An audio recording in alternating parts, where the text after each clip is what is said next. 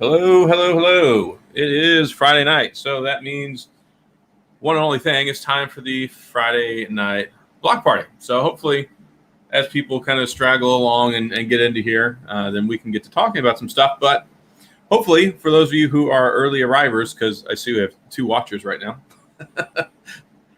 thanks for showing up and glad to have you here, Mr. Giuliani Jr. Hello. Lots of interesting things this week, and I think I pretty much start off every stream saying something like that. But really, I mean, there's been so much stuff going on, like the last month or so, that it's like every day is like an exciting day, like with new phones. I mean, I think we have like 3 phone announcements, or I think we have 3 events on September 30th. We had the PlayStation 5 debacle with the pre-orders where they jumped the gun a day early, and then now they're saying that maybe they're not going to be here on time with vendors like Amazon. Nobody could get the RTX 3080s and 3090s because they sold out in seconds because of bots.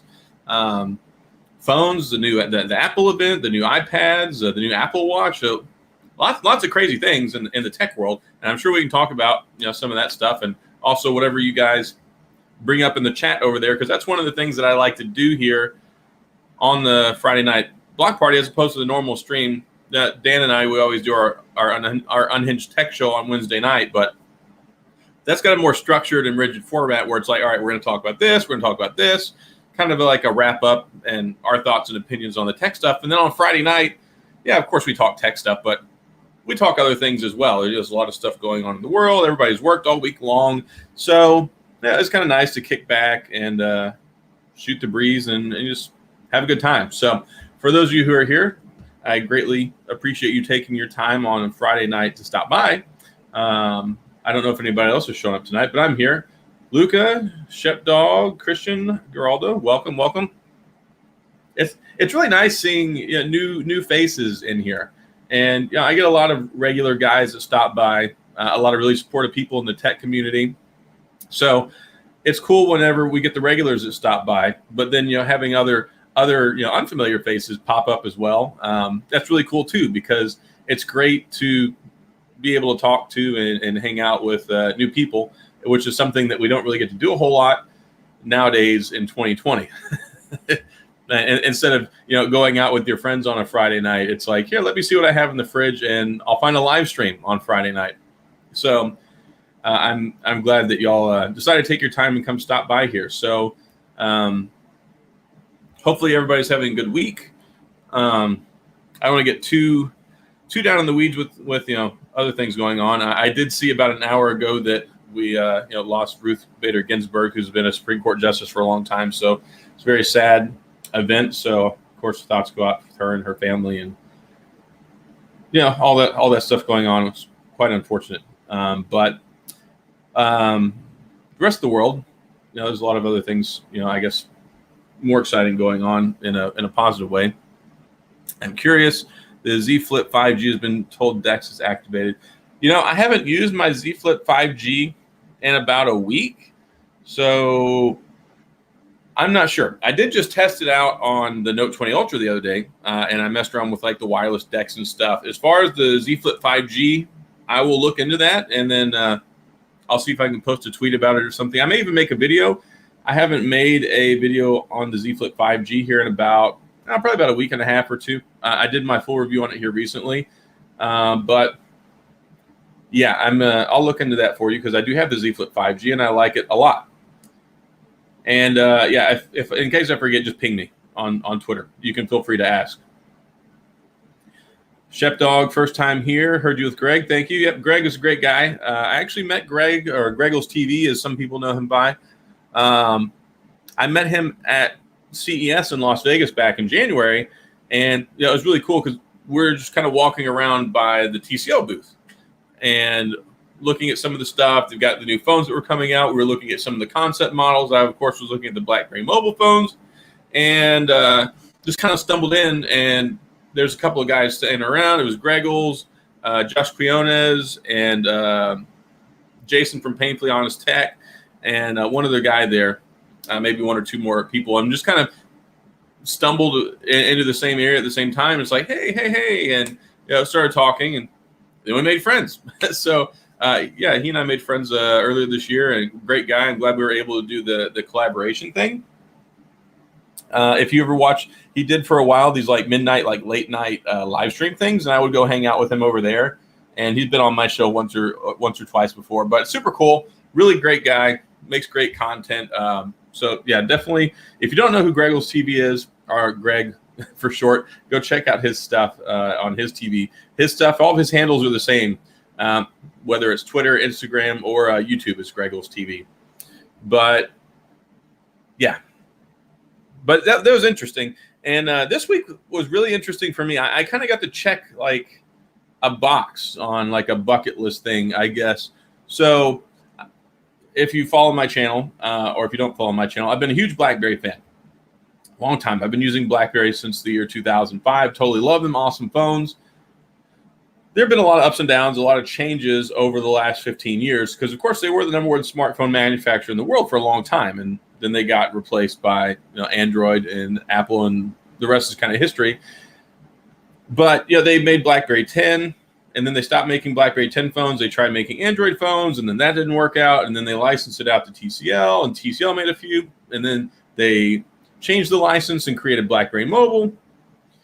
So, and then we knew that was floating upside down in the fishbowl. So there was an announcement made at the beginning of this year about how Blackberry Mobile was shutting its doors.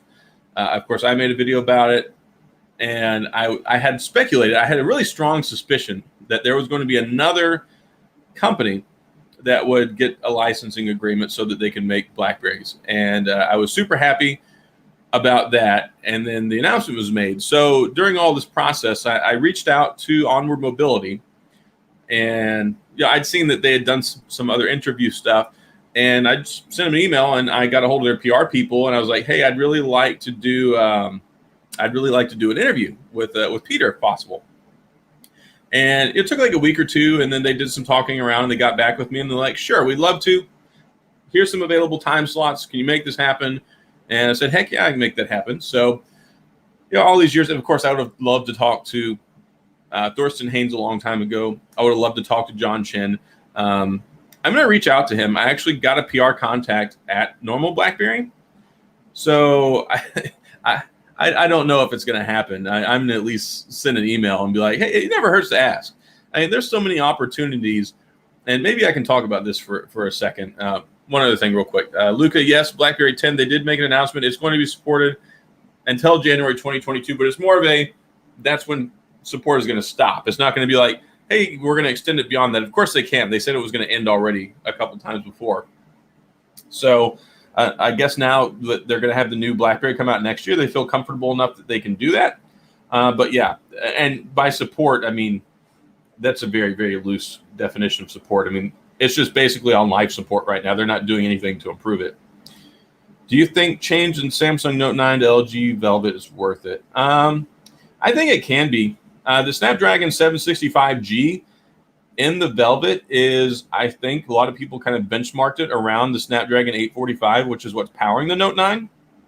So I think that it's very possible from a performance standpoint. The cameras are probably better. It's newer. Of course, it's going to have longer software support, I would imagine. It's at least going to get Android 11 for sure. I don't know if Note 9 is going to get Android 11. And then, yeah, like my Project 13 says there, if you can live without the S Pen, if you're like me and you pull your S Pen out of your Note like once every 3 days, you're probably not going to be losing a whole lot. But, it's just one of those things. Maybe I would suggest going to a store to go look at it just so you can get your hands on it and get a feel for it and see how you like it. LG's operating system skin is a little bit different than One UI. You're going to lose things like Samsung Pay, which if you like that, that's really nice. Some of the Samsung Health stuff is, I think, a little bit better than the LG stuff. You get better native support for the Android watches, specifically the Samsung ones. So there are pros and cons, but I mean, as far as performance-wise, you're not going to be missing out on a whole lot. They'll be very, very similar, I think, in performance and speed, and I think that the Velvet will probably be a little bit smoother. One would even say they'll be smooth.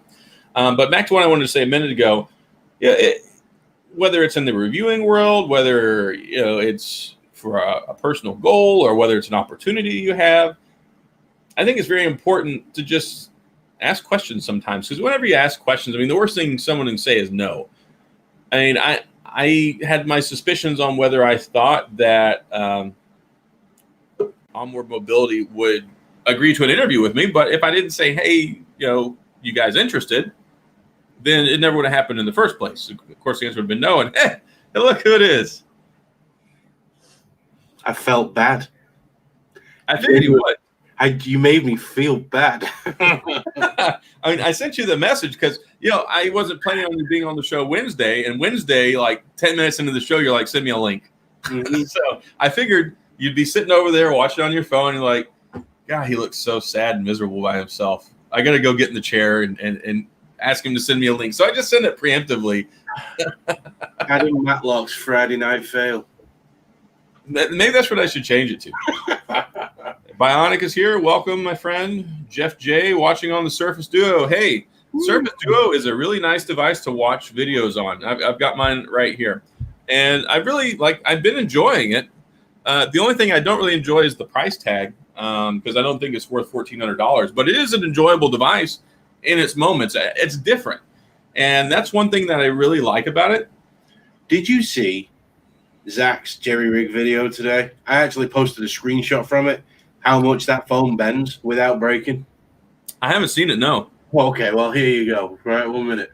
Look at that. All right, come on. It's not focusing. It will do. It will. There you go. Holy cow, that thing bends that much? The glass didn't shatter or anything. It just... Wow. That's really impressive. I haven't watched the video yet. I don't really watch his videos that often. Like usually I'll hear people say something about them, but I don't subscribe to them. I don't ever really just like watch them as soon as they come out. But that's really impressive. I've never seen glass bend like that. And that's one thing. It doesn't feel like it. I think that it's like, I mean, you can see that it's not thick.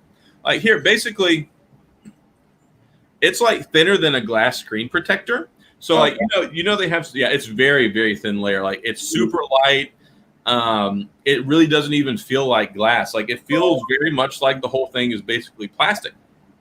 It's got a plastic frame, right? Because that's what he was saying. The metal hinge on the back, the metal hinge is what saves that phone from just snapping to pieces. Yeah, it holds everything together. Yeah. So it really is impressive. And I've never said that this phone is not impressive, especially not from an engineering standpoint. Mm-hmm. It's just what it brings to the table is for $1,400, especially with as unrefined as it was once it hit the market. Now, I mean, some of that admittedly is third-party app support. Like with Chrome, they came out with an update a few days ago, and it fixed the whole strobe light effect when you're using the browser. I haven't had that happen again yet. That's been nice because if you use Chrome, guaranteed 5 minutes into it, it would start strobing, and then it would lock up, and then the screen would become unresponsive, and you have to wait like 5 minutes for it to start working again. Weird. So it's definitely had issues. And the camera interface is still janky. Apps accidentally close. It has some little quirks. But it's one of those things where it's like the first couple of days, it's really annoying when you have those quirks.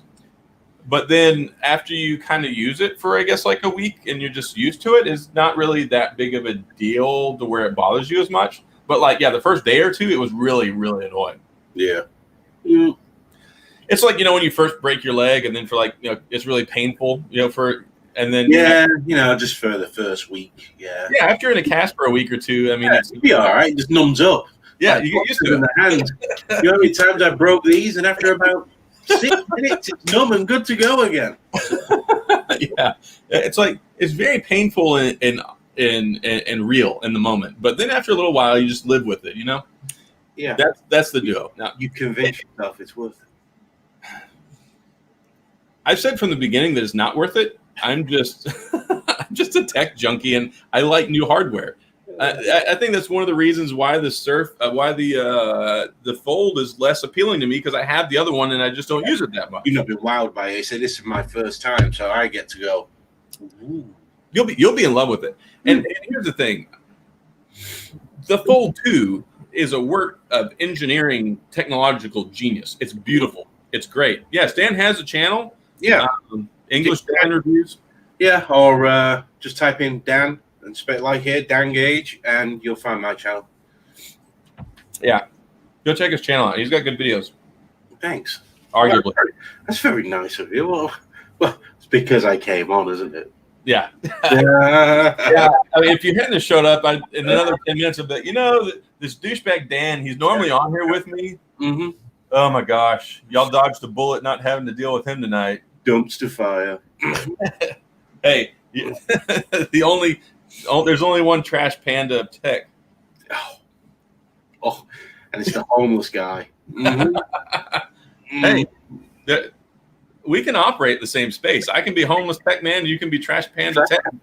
Yeah, absolutely. That's funny. That's a good reason. Yeah, the Z Flip is really nice. I really enjoy my Z Flip.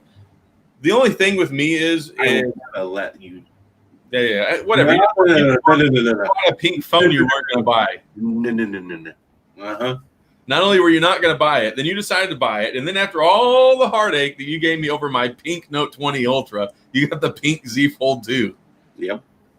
Well, at least I admitted it that I was buying the pink, and at least I come out and said I can't fight it no more. I have to buy it, and it's only $1,485. You came out of the closet just long enough to hit the checkout button.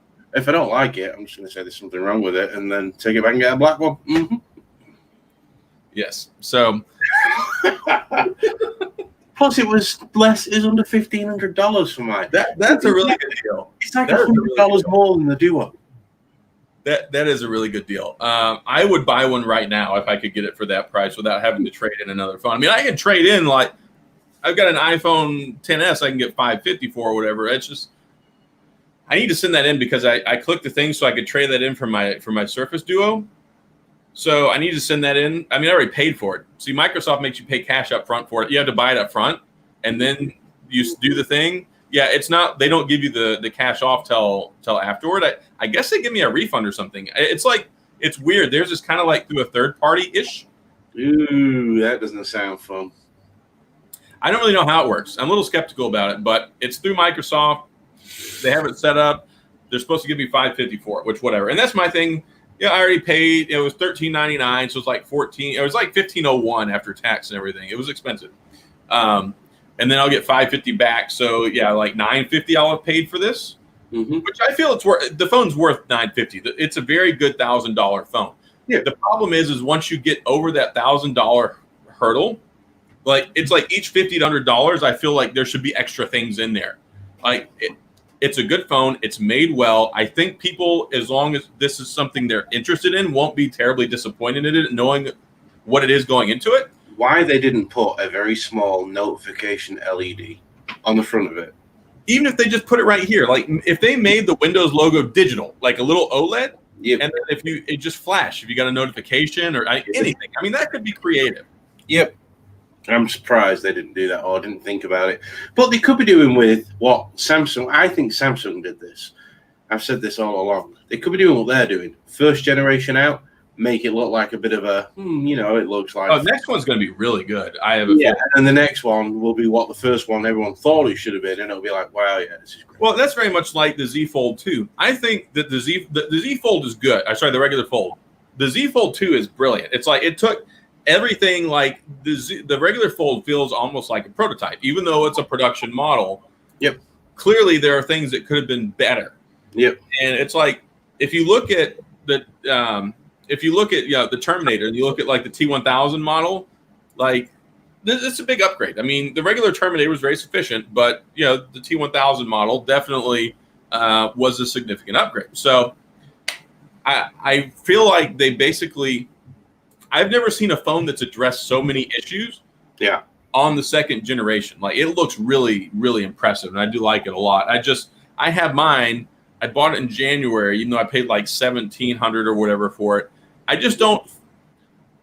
It sits around, man. Like I have all these other phones that I prefer over the Fold. And here's the thing: if the original one had that larger screen, I'd be really excited about it because that extra screen space on the outside makes a huge difference. Because I actually use it closed a lot, and then it's just so narrow trying to use that tiny screen on the original one. It would be great, but I'm going to try my best. I mean, as I was texting you today, telling you I called 8 T-Mobiles and they didn't have any. And I'm going to try my best today, though. I mean, not to buy. Now that I can't get one today, I'm going to try really hard not to get one. Dude, you'll see me. Well, Monday might be. Is your tablet shipped? No, it hasn't. I'm really surprised. I'll be here Monday. I was going to say maybe because you've got the tablet, you won't have that FOMO. But you'll see me on Monday with my tablet, my phone, my controller, and you're going to be like, I'm going to buy one. Maybe. You'll return your Duo for it. S Pen needed. Next year fold is mine. Yeah, I don't really. I don't think they can do it because the screen's not hard enough to be using an S Pen.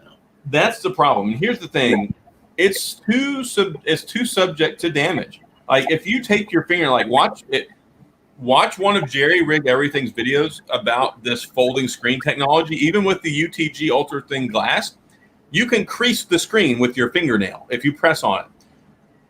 It's not very susceptible to that if you're not using your fingernail and pushing on the screen. But if you're using that concentrated fine point pressure with that pen, you are going to put little divots and lines in it all over the place. So until they can find a way to make the screen more resilient and better protected, you're not going to see the S Pen because it's going to tear them up.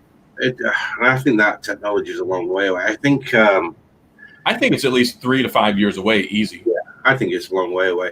And the only way I think they could get around it is by putting 2 solid screens and then having a flexible hinge part for the screen, maybe. They're not going to do that, though. Well, trying to marry them 2 different products together without having a seam is not going to be. It's really good on this because you have a glass screen. The Surface Pen with an S Pen would be great. I have the Surface Pen. It works great with it. It's really nice.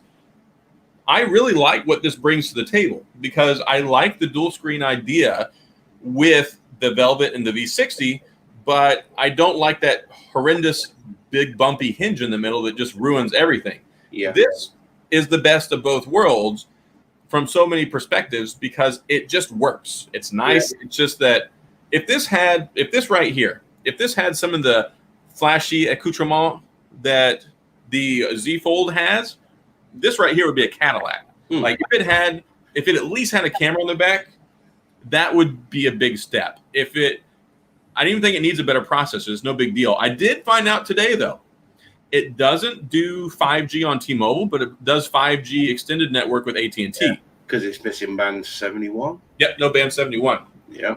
So I was really, really surprised. I was downtown sitting at work and I had my AT&T SIM and it said 5GE. But we also know that 5GE on AT&T is not as robust as 5G on T-Mobile. Fake 5G. Yeah, it's fake 5G. So I still don't really want to say that it has 5G just because we know what 5GE means with AT&T. But yeah, man, there's a lot of chat going on over here tonight. So unnamed review guy, welcome. Let me just say while you're reading through that, I wouldn't be shocked if Samsung has sat back looking at the Duo, see how it sells, and then they come out with something similar with an S Pen. I could see that. Like a dual screen Note. I really wouldn't be shocked. It's really great for productivity. And that's one thing, like the Note to me with the stylus almost feels like a half measure because it's really nice having the productivity of the stylus, but the screen is still limited. So if you had like the dual screen setup, it's really nice on here. And what I also really like, and I said this, I really like using this in the evening because when we were growing up, before we had all these smartphones, you used to read books in bed. You'd lay down, you'd sit down in the evening, you'd read books. It's just like holding a book in your hand. It's so nice and natural. You can use both screens. So I do like a lot of things about the form factor. Yeah, I'd like if you could get Samsung somehow, so it's not quite as expensive, but to take 2 Note 20 Ultras and fuse them in the middle like that, that'd be great. Have you heard what the rumor is with Samsung where they're talking about making the lighter edition of the Fold where there's no screen on the outside like this? Yeah, I just don't understand how that's... The only way they can pull that off, because I'm not opposed to the design, it just needs to have some sort of a notification screen on it. So if Samsung puts a little notification screen on it like they do with the D-Flip, if you put that on there and they charge $1,200 for it, I can see that being a win for them. Well, it gives people the tablet portability phone that they want. As long as if they put a little speaker on the outside and that little LED OLED screen, we call stuff. Yeah, you're good. And I think that's all you need. And that's what frustrates me about this. I just want to be able to answer the phone, dude. Yeah. I mean, it's let me see. They do an ACH or PayPal deposit upon receipt of the device. I'm sending the fold in to offset the Duo. Cool deal. Well, yeah, I'll probably do that. I already filled out the the stuff for it. I just need to print everything out and send it in. Do you think they'll definitely fix the bugs? I mean, there's no way they're putting another one of these out. You know what wouldn't surprise me though? It really wouldn't surprise me if they came out with one in the spring and bumped it up. Yeah, could do. But here's the thing though. I think if they do it though, it's not going to have the 875 in it. They'll do it with the 865 and not the 865 plus. It would not surprise me at all. That'd be a kick in the nuts. So I'm not going to. I'm conflicted, and maybe this is one reason why they wanted to go ahead and get this one pushed out. Maybe the reason they wanted to push it out is because maybe they're already working on the second one. Yeah, because they wanted to push it out in April, and then things didn't work out, and then they've rushed it out now. I think they felt like maybe if they didn't get this put out soon enough, nobody would buy them because they're already working on the next one. Have you got anything from a company called M-Wave? No. In your FedEx? Nope. I've got something coming next week that weighs 8 pounds from M-Wave in California. J-Lac, hello. Hi to you as well. Ed, welcome. Glad to have you here. Yeah, lots and lots of people talking tonight. Do you guys think the Surface Duo is too big? No, I think the Surface Duo is very well sized for what it is. Here's the thing. It's got a 4:3 aspect ratio on it. So instead of having like a 19:5:9 like the Velvet, or instead of having like a 20:9 or whatever they have with a lot of the other phones, you need a wide workspace whenever you're doing work. Like if you're not doing work, you don't need as wide of a workspace. But if you're doing like spreadsheets, you're doing Outlook, you're using a lot of Microsoft apps, you really need to have that bigger window to work with. So I think that really this is a well-sized, well-proportioned device for what it is. Sorry, I'm just kind of on FedEx looking around. I need to look. J-Lac, that's cool. Your S7 is going to be there on the 22nd. That's great. The Poets 5G on Verizon here in oh yeah, y'all got the good 5G. Y'all got the millimeter wave technology out there. See, I live in Houston. I don't think that we're a millimeter wave city. I know that 5G was put here by Sprint, but Sprint wasn't millimeter, at least not in certain areas when they did their initial like 5-6 city launch, which I was really surprised we got that here. But I live out in the suburbs about 20 miles outside of the city, so it's going to be probably another 10 years before we have millimeter wave technology out in the suburbs here. I mean, it's not going to be deployed quickly, and there's really not a whole lot of application for it right now anyway.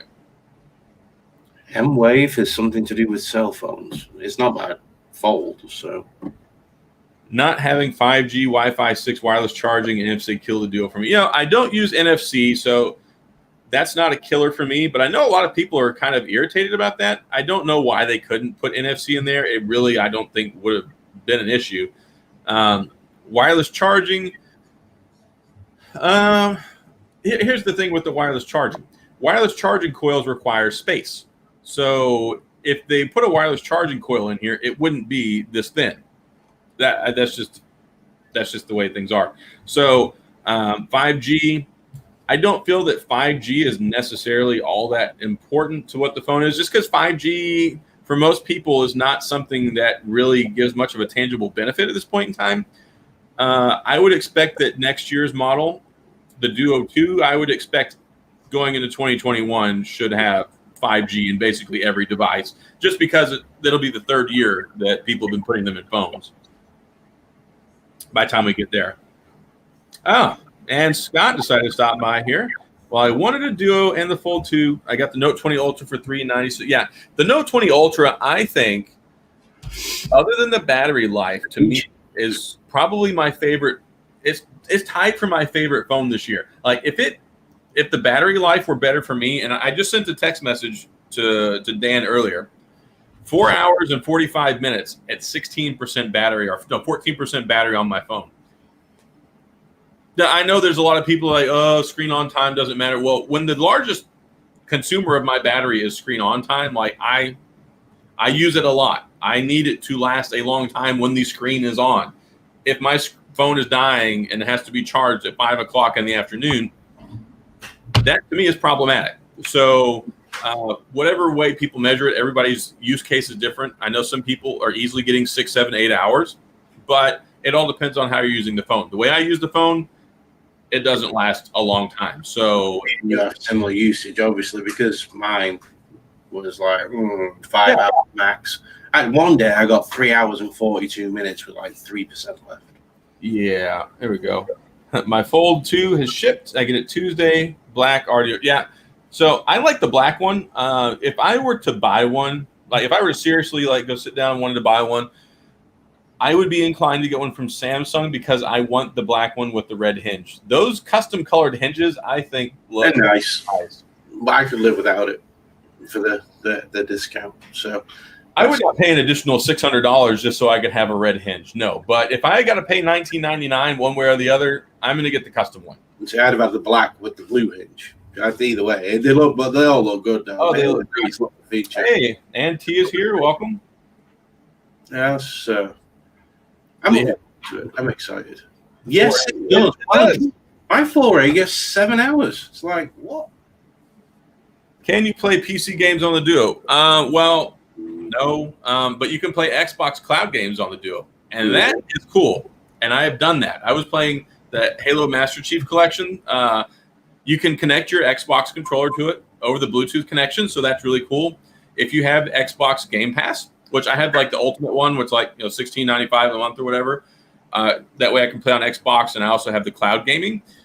It's really cool because you can use it on so many Android phones. It's not just the Duo. Like I was playing Halo on my Pixel 4a.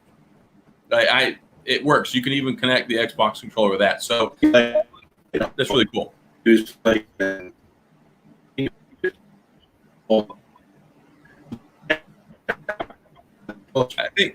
don't know if it's your connection or mine, but you're not moving on the video right now, and your voice was cutting up, and you're gone. Hello.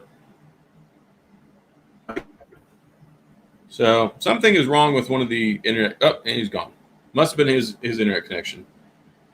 Yes, agreed. Comparatively to other notes, I've had them all. The battery is not great. Yeah, it's not amazing. Especially for 4,500 milliamp batteries. It's very interesting to me that they went with 4,500 instead of the 5,000 that was in the S20 Ultra. I felt like the battery life in the S20 Ultra was really, really good comparatively. But also the Snapdragon 865 Plus, especially with 5G and the 120 hertz refresh rate, really, really seems to eat up the battery.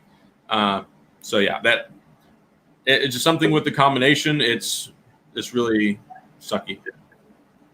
Yeah, you just like whoop, gone. Then the internet just took a crap for a second.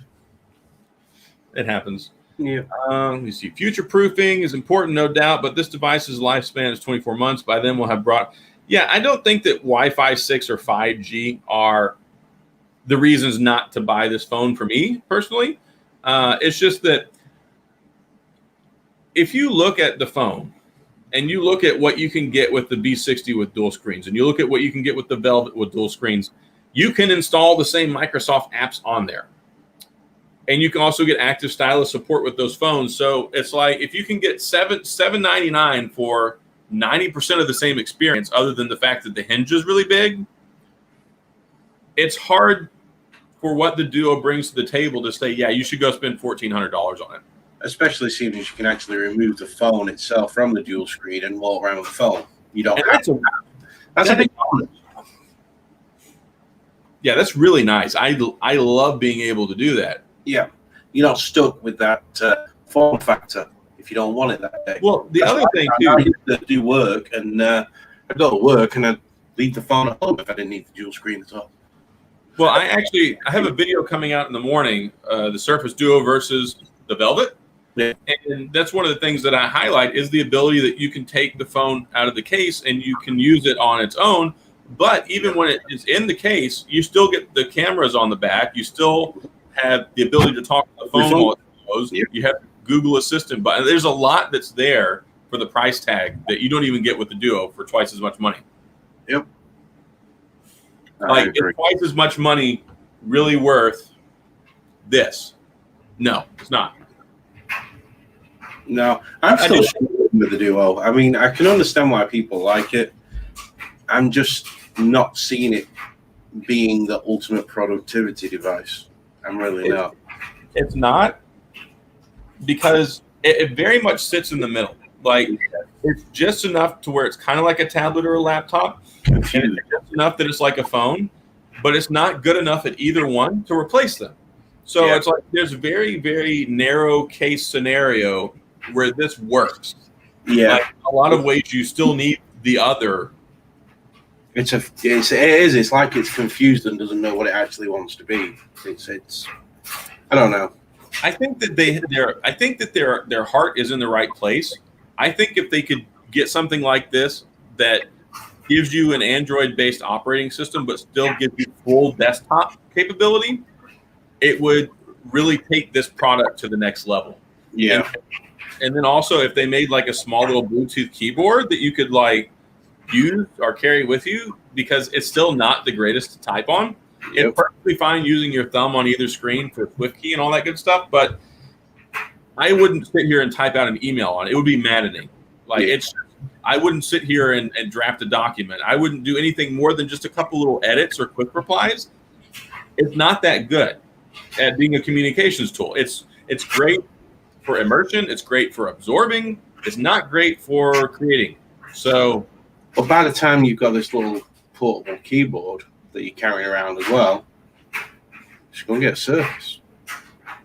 Yeah, well, the thing with the Surface is the Surface is like 13 inches as opposed to, It is, but you still got you're not going to get a keyboard that's as flat or tiny as the Surface Duo.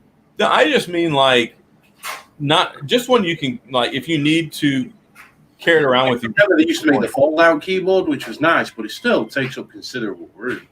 Yeah, but I could still live with that though. Like, if you just carry like a small little keyboard like that you throw in your backpack or whatever for if you just really need to, that would. But go and buy a Surface Pro and a Pixel 4a, and probably still have change left over. Let me see. Normally I use two monitors, but I have this 32-inch 4K monitor that I got, so I've been using it. And yeah, I only use single monitor. I have a Surface Pro. I've got a Surface Pro 2017 model, perfectly good. Mm-hmm. And that's normally like when I go to court, like on court days, that's what I take. But I don't necessarily need that. The only reason I've really taken it is just it's been really inconvenient to do some things while I'm there on my phone. Yeah. And like I hate having to like pinch and zoom and scroll all the time. Like this kind of alleviates some of that. Mm-hmm. But it still gives me a little bit of a crutch because it has a lot of the built-in stuff that's nice. I don't know. I think it's an okay first-generation product. But what I seriously expect next year is I expect like what the Fold did between the Fold and the Fold 2. If they can match that same level of improvement on the next one, I think next year people are going to be like, wow, this is a really good phone. The Surface Pro X2 will be a big clue as to what the next one's going to be like, I would imagine. And that's going to be an ARM-based processor too, right? Yeah, I think eventually Microsoft are going to come off Android and then go back to Windows. I think they will. I think this is a stopgap. Like, I think this is a temporary solution. It's got it out there. It's put feelers out there. It's like, in a way, it's like a test product, I suppose. Well, here's the other thing too. Moving towards an ARM-based architecture, it wouldn't surprise me if 2 years from now there's a Windows-based model and an Android-based model. Or what would be even better, dual operating system. If they could make one of these with the dual boot OS, that would be amazing. It would. It'd be very well. And it's like the X2 is going to be able to run 64-bit applications this time. So, yeah, I like this one. Like I said, from a tech enthusiast perspective, it's good. This is one of those devices where I feel like people are more enamored with the idea of it than the actual practicality of it. Mm-hmm. I don't think that the way that Microsoft has presented it and people's expectations of what it can do are on the same level. Yeah, that's how I feel about it. When I went and had my hands on with it, it was glitching and everything, like I told you, so I didn't really get a whole lot out of it. But having seen people using it right now, like I say, it's as if Microsoft were confused and they just needed to throw something out there quick. Yeah, it has been rushed for some reason. But the thing is, it shouldn't have been rushed because they had a prototype in November of last year. So it doesn't. That's what I'm saying. They've had a whole year. I mean that is shocking. And it's not like it's a Kickstarter. This is Microsoft. Yeah, and that design was locked in at least 2 years ago, at least, and they've been working on software since. I really feel like this has been a back burner project. It would be terrible because it would completely destroy the sales of this device if they announced a new one on September 30th. Yeah. Like if they announced a new one on September 30th, it would be like throw this one in the trash and it would immediately go on a fire sale because people would not buy them, like because they wait for the new one. No, and I could, because Microsoft and they don't think right. They could probably do that. Here's a bigger version of it, or something with bigger internals. And it wouldn't be beyond me because Microsoft does stupid things sometimes. But with this one, like I said, I really feel there is some sort of reason why they went ahead and threw this out on the market. If it wasn't ready, they still pushed up their timeline. I don't know why they did it the way that they did it. Like there's something that's driving this decision, and whether it put me off it altogether the way they released that phone. It was really off-putting. It pissed. It was insulting. Here, everybody look at this device, but we can't power it on to show you. No thanks. I do want to answer this real quick. Yes, the durability I think is fine. I think that you're going to have less issues with durability on this than you will with the Fold or the Fold 2, because this hinge and the way Microsoft is with their hardware and their hinges, this thing's going to work for years. It's going to be perfectly fine. So like it's much more durable, I think, with the glass and the hinge than you're going to get with a foldable, bendable display over time. Mm-hmm. Emergency! Amber alert. So a question here real quick. So PS5 or Xbox? Objective. If you're a gamer, you'll buy both. I'm going to get both. Yeah. If you're not a gamer, you won't buy both. Just buy the one where your friends are playing. And here's the thing, with the PlayStation 5, I nonchalantly, half-interestedly tried to pre-order it. I had one in my cart, and I was pressing the checkout button for half an hour on Target and on Best Buy. Neither one of them went through. Both of them got, like, after half an hour of trying to click checkout. Like, I got it in my cart. I got to the payment information. I was trying to hit checkout. I was that close on both websites, and both of them didn't go through. And then it's like, oh, it's no longer in your cart. We don't have any. So that kind of turned me off. I likely wasn't going to play it very much anyway. I was going to get it, and my kids really like PlayStation. So it's kind of a win-win. I get one. They get the new one. But I play Xbox, either Xbox or PC. I will be sitting around waiting for the Xbox pre-order. Like, I will be there ready to go. I will not miss that. The PlayStation was like, if I could get it, it was going to be okay. Mm-hmm. But if I couldn't get it, you can see clearly I'm not seeing a psychiatrist right now. Like, I'm okay on the inside. Yeah, it's been such a shit show the way Sony went about this. It was terrible. Yeah, instead of having a set date and a time like Microsoft have done, it's just so disorganized. I'll wait till next year now. It'll probably be second quarter before I buy one. Like you say, Microsoft have said, hey, it's going to be available to pre-order on the 22nd at 10 a.m., I believe. Yeah. So, yeah, I mean, people who have pre-ordered today the PlayStation 5 on Amazon, have you seen the email they've sent out to everybody who pre-ordered? I have it here. I want to say bye to J-Lac real quick. Thanks for stopping by. See you later. Also, Luca, I know you were having questions about the deck stuff, and it seems here that Freddie's saying that it's still not available on there yet. So I'll still double check to make sure. But we'll see what happens. But I don't know as of right now. And yeah, I can definitely relate to this. I have 5 boys and 1 girl, and they all play games. They all have gaming PCs. Like they all have like Ryzen, like 3rd gen Ryzen 5s with or second or third. I think they have 3rd gen Ryzen 5s with they're running like our GTX 970s. One of them's got a 2060. One of them's got a RX 5700, and one of them, 5700. Yeah, RX 5700, and the other 2 have GTX 970s. So, Amazon went ahead with the pre-orders for the PS5 today. I know people got pissed off about that email.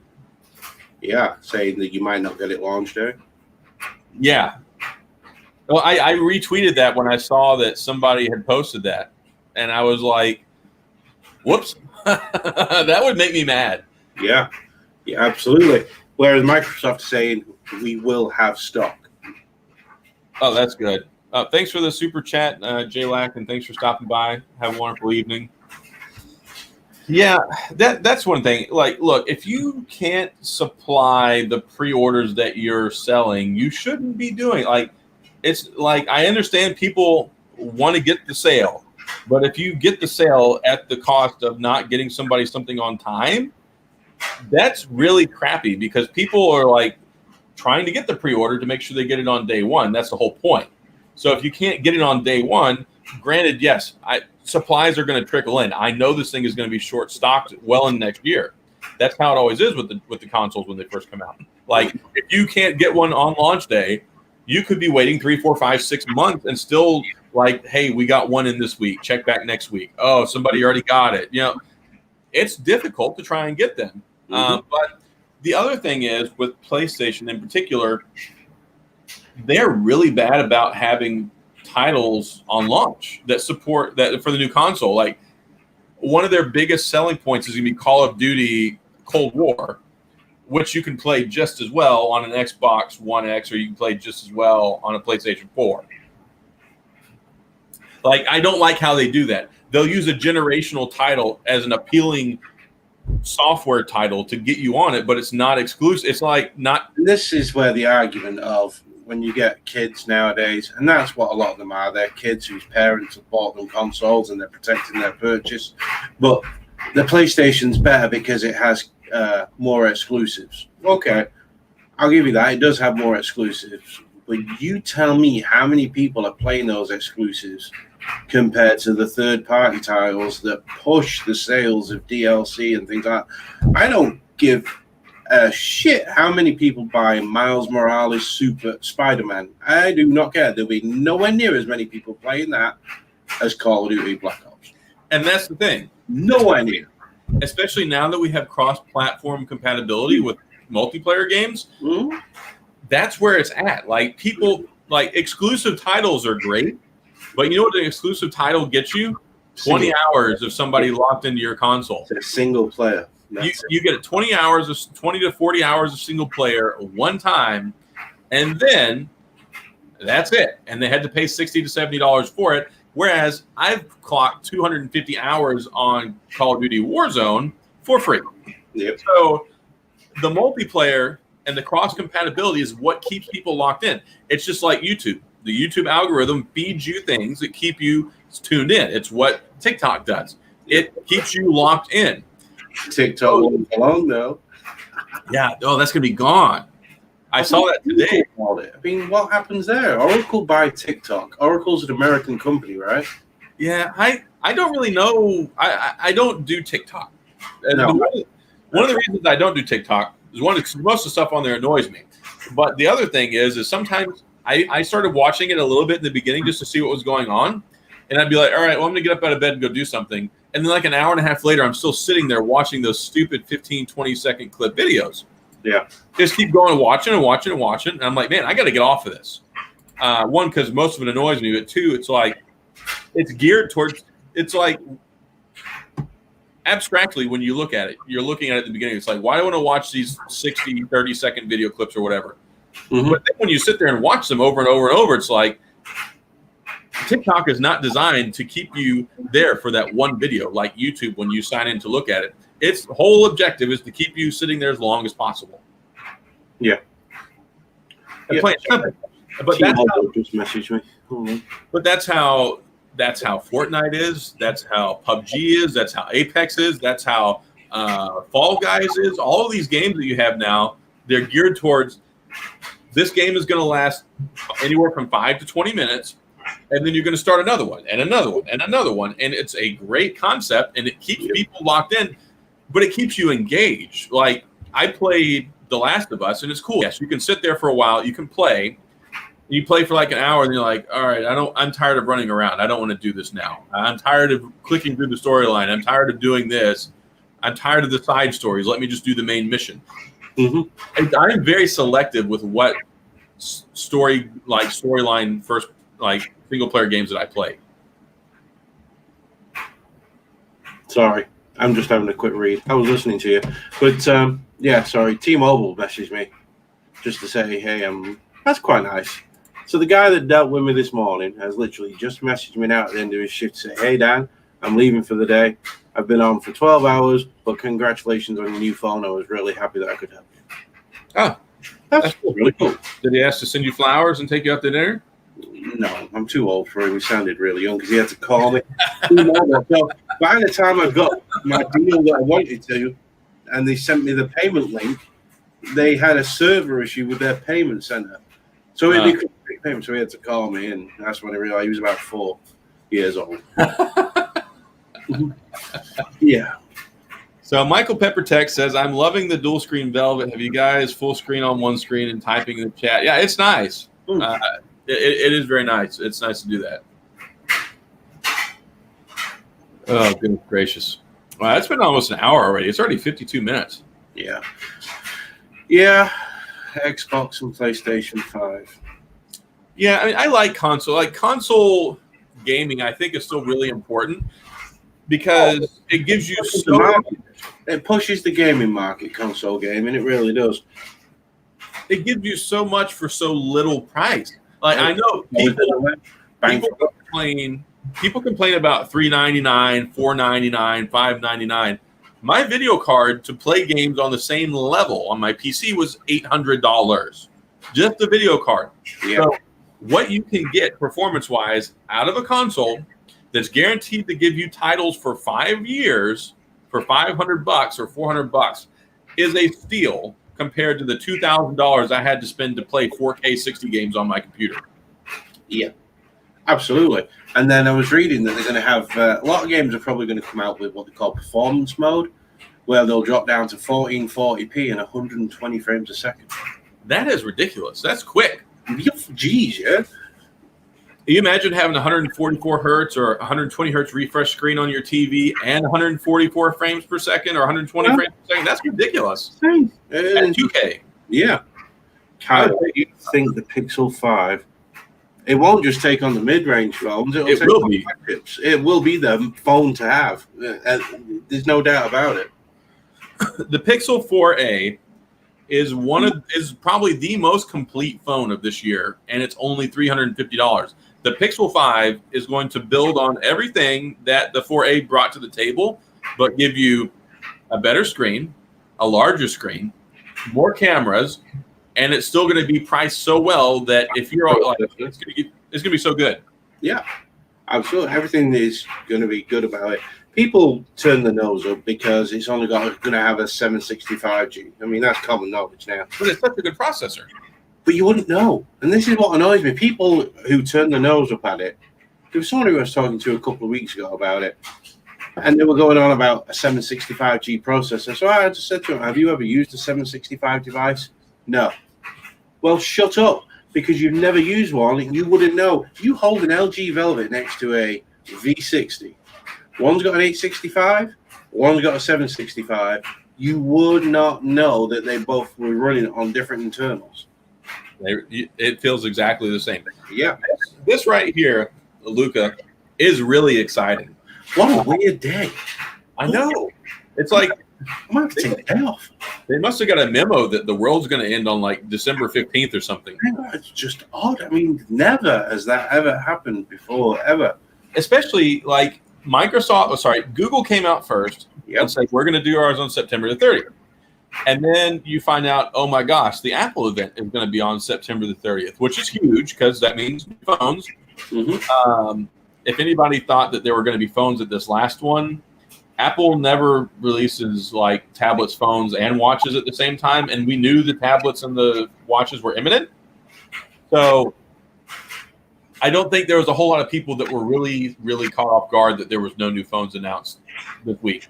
But when it comes to the phones coming out September 30th, that's really big. We already knew because of leaked information and rumors that the phones are going to be out like second week of October. Makes sense. Usually when Apple comes out with their thing, it takes at least a week or two before they come out. So that's not surprising. But then Microsoft threw their name in the hat too. And I'm like, and there's only one loser there out of them three. Oh, Microsoft for sure. And that's what this right here is what's curious to me. It would not surprise me if Microsoft announced another phone on September the 30th. Like, you heard it first here.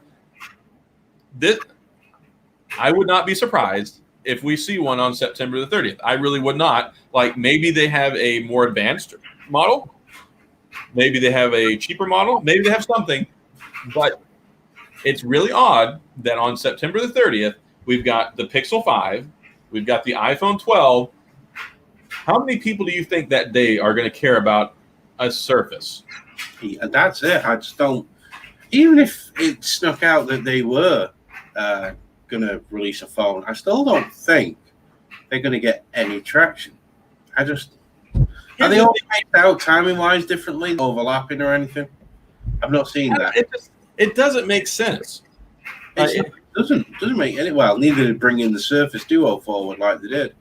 That didn't make sense either. But. Well, that's also what makes me question their judgment. Yeah. But also having an event so soon after this phone just came out is really weird. Yeah, why not save it for this event and that? Exactly. Yeah, exactly. There are too many weird things going on right now. It really, really wouldn't surprise me one bit. But here's the other thing. I wonder if there's going to be as they do, Pro version. Maybe. I just find it hard to believe that after a year, the Surface Duo is the best that they can call. After 2 years. It's disappointing. It really is. Especially coming from Microsoft. It should be better. Like, the funny thing is, the hardware is fine. Like, the hardware, the physicality, the construction, what's in it is okay. It's the software that has problems. Yep. So that's just what doesn't make any sense to me. Out of all the things that you could look at and think would be problematic, that is not it. Yeah, and yes, Luca. Now, on my review for the Pixel 4a, that's exactly what I said. That 4a reminded me of. It was like a successor to the Nexus 5. This is the first time I've held a Google phone since the Pixel came out and thought, yeah, this is like a Nexus device. Everything about it was Nexus. You know what gets me though, and I really like that it's so successful and people like absolutely love the Pixel 4a, is there was one person in particular, but some people were just saying that only tech people care about the Pixel. Nobody else cares about it. And it's like, oh, best-selling phone on Best Buy, best-selling phone on Amazon, sold out. This phone is getting like critical acclaim by everyone who puts their hands on it. They're still selling used on Swapper for $30, $40 more than they are new because you can't get a hold of them. I should tell you how popular they are. And I love it. Great phone. I think it's awesome. And this is where Google should have gone. I understand why they came out with the Pixel line, but they should have also kept the Nexus line, I do believe. Pixel should have been their high end, and they should have kept Nexus for mid-range. The thing is, Pixel, as much as it has a small, like, I don't say small, I mean, it's not tiny, but a small, like, contingent of people that really love them. Mm-hmm. They do. I don't feel like they had the wide community appeal to be able to charge the prices that they were. They've just gone from the Nexus devices that were all $600 and less and offered you the world when it comes to the latest specs. And then they brought out the Pixel that just suddenly, it went massively up in price. And for the same kind of experience, except it had a really good camera on it. Yeah, and they thought that camera alone is what would sell the device and get people to switch over. It really didn't work out, and then it's like now we have to fire sale all these things because nobody wants to buy them. I mean, why kind of make a Pixel tablet again as well? Why not? Now Samsung have just come out and shown, hey guys, we're bringing this tablet out, and before it's even in people's hands, I've never seen so many people clamor about an Android tablet in my life. Never. The Tab S6 changed things, and the Android tablet landscape. I disagree with that because I had no interest in the Tab S6. Well, I say that because I only got one. So. I say that because nobody expected it, and the Tab S6 is what gave them the Tab S7. Like if they had not made the Tab S6, the Tab S7 wouldn't be as critical. Like it wouldn't be as big of a deal as it is. I don't know. I think the iPad is pushing the Tab S7 to try and go above and beyond. I really do. Oh no, they are. Of iPads. You are the only person I know, other than myself now, who owns a Tab S6.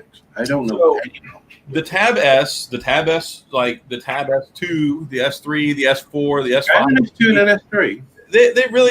They were okay, but they were not on the same caliber and level as the Pro tablets that iPad was putting out.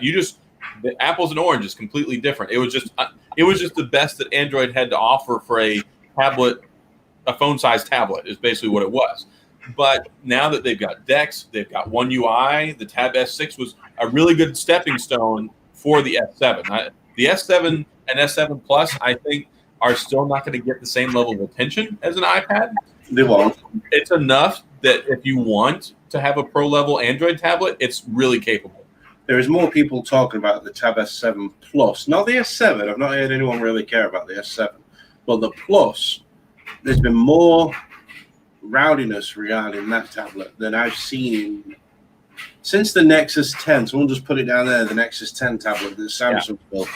That was the last time I think I really saw people really like wanting an Android tablet, and then, funnily enough, Samsung do it so many years later. Well, the Pixel Slate was a terrible debacle. Oh. You can't use Chromebooks. You can't use Chrome as an operating system on a tablet.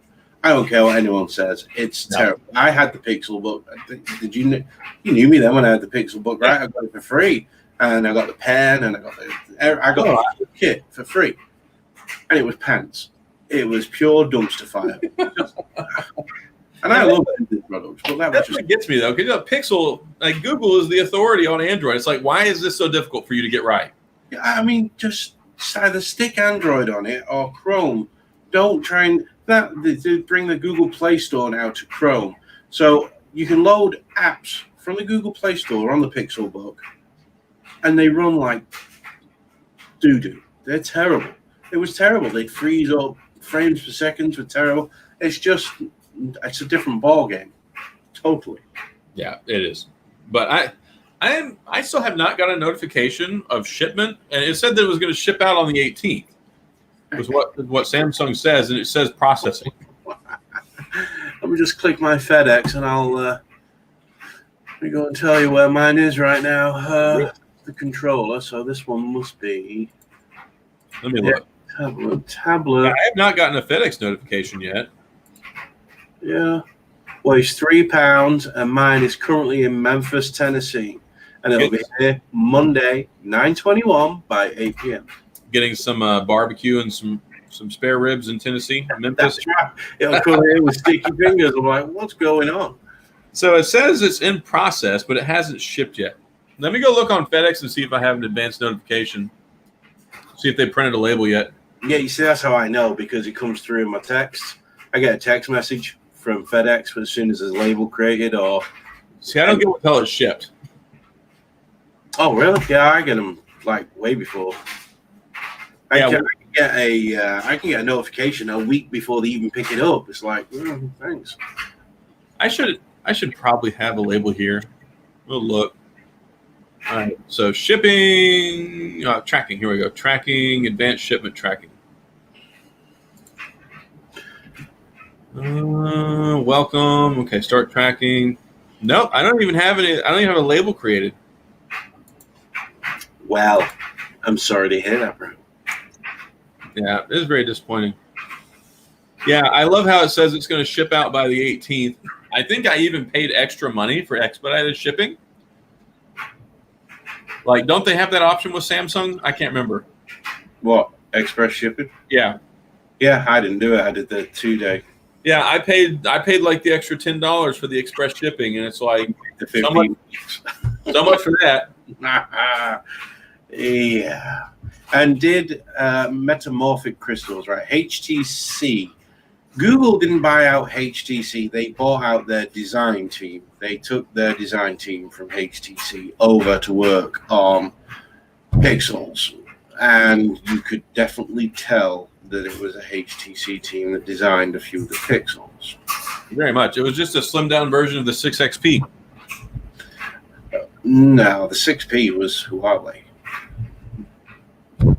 Let me see. There was another, not the 6XP. There, 6P. There was a 6XP, wasn't there? No. For sure? I know for 100% I've owned every Nexus device there is. I thought there was another one that had like another letter in it. 5X. That was made by LG, if I remember rightly.